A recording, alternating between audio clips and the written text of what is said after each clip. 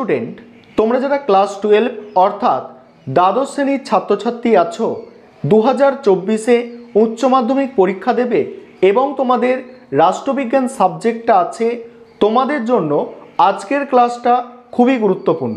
আজকের ক্লাসে তোমাদের 8 নম্বরের বড় প্রশ্নর লাস্ট মিনিট সাজেশন নিয়ে আলোচনা করব এবং তোমাদের 8 নম্বরের আমি গুরুত্বপূর্ণ 8টা বড় প্রশ্ন বলে দেব, যেখান থেকে তোমরা 5টা অবশ্যই কমন পাবে।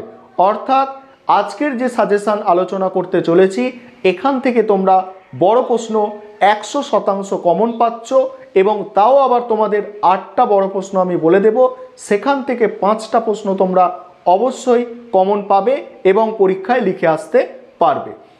1 নম্বর অধ্যায় থেকে প্রথম যে প্রশ্নটা তোমরা তৈরি করবে, বিশ্বায়ন কাকে বলে, বিশ্বায়নের প্রকৃতি আলোচনা করো। একটা প্রশ্ন বললাম। তারপরের প্রশ্ন 5 নম্বর অধ্যায় থেকে একটা করবে, মার্ক্সের রাষ্ট্রতত্ত্ব আলোচনা করো। দুটো প্রশ্ন বললাম।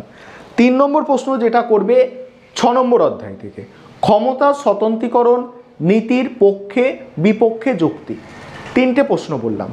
4 নম্বর প্রশ্ন ভারতের প্রধানমন্ত্রীর ক্ষমতা ও পদমর্যাদা আলোচনা করো।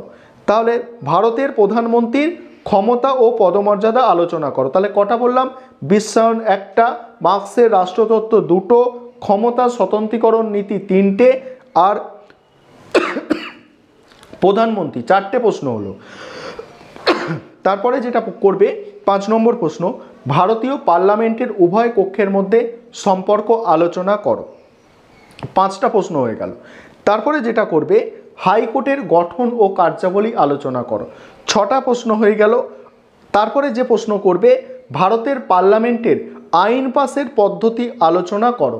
এই প্রশ্নটা হলো 7টা প্রশ্ন। আরেকটা প্রশ্ন তোমরা এক্সট্রা দেখতে পারো যে আন্তর্জাতিক সম্পর্ক কাকে বলে, আন্তর্জাতিক সম্পর্ক আন্তর্জাতিক রাজনীতির মধ্যে পার্থক্য। এই 8টা প্রশ্ন তোমাদের আমি বলে দিলাম। এর মধ্যে থেকেও প্রথম যে 6টা প্রশ্ন আমি তোমাদের বলেছি, সেই 6টা প্রশ্ন সব থেকে বেশি গুরুত্বপূর্ণ।